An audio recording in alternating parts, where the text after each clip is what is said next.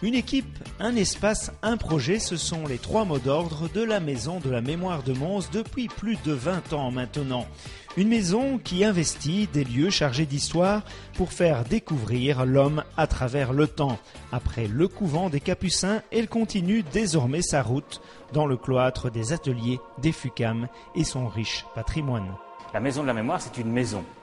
Mais ça ne peut pas être n'importe quelle maison, ça doit être un lieu dans lequel il y a eu une vie collective, une vie communautaire. Ce fut d'abord le couvent des Capucins, puis le couvent des Sœurs Noires, c'est-à-dire des lieux dans lesquels quelque chose d'important s'est vécu entre les hommes.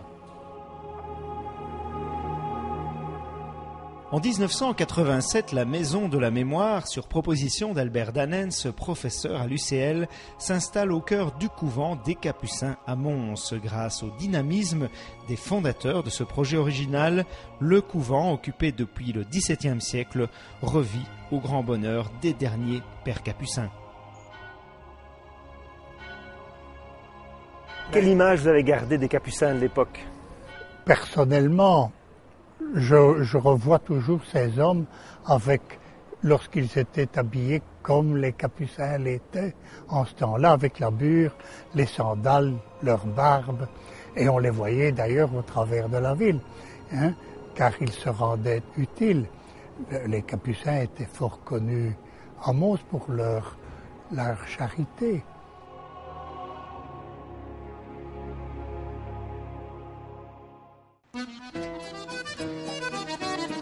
Au XIXe siècle, la Trouille baigne encore ce quartier bien connu par sa tour du Val des Écoliers, dernier vestige de l'abbaye du même nom. Cette tour, située à proximité de la porte du rivage, faisait office de rempart avec l'extérieur de la ville. Mais ce quartier abrita également en son temps un hôpital militaire et de nombreux commerces et activités du fait de la proximité de la gare. Il ne faut pas oublier que la Trouille passait ici et léchait les murs d'enceinte du couvent des Capucins. Et ici, à la porte du rivage, c'était le port de Mons. La présence de l'eau, bien sûr, importante, et avec l'existence de ce port de Mons, mais aussi d'autres activités, dont les activités agricoles.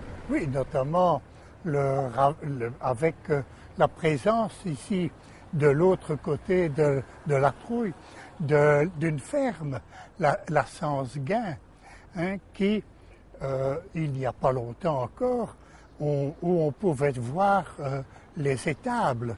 Cette maison est vraiment typique du commerce qu'elle faisait. Vous connaissez bien la ville de Mons, vous y habitez depuis longtemps. Que représente ce quartier? Le quartier, ça a été l'essor de la ville dès la construction de la gare de Mons. Il était déjà bien connu avec la présence ici près de nous de l'hôpital du Val des Écoliers et la création de la rue André-Masquelier. Et avec la gare, il y a eu un développement extraordinaire. La gare était devenue un lieu de promenade des Montois. On disait d'ailleurs que le Montois, le dimanche, allait de la place à la gare en buvant des pintes par-ci, par-là. Mais il y en a qui se rendaient au casino, où ils pouvaient écouter un concert.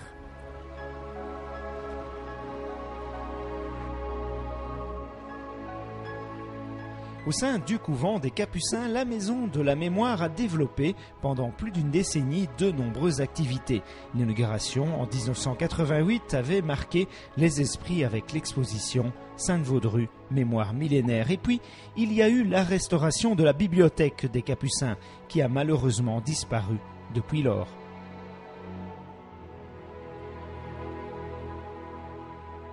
En l'an 2000, la Maison de la Mémoire quitte non sans regret le couvent des Capucins, un patrimoine aujourd'hui désaffecté, pour s'installer dans une nouvelle résidence au cœur de Mons, le couvent des Sœurs Noires.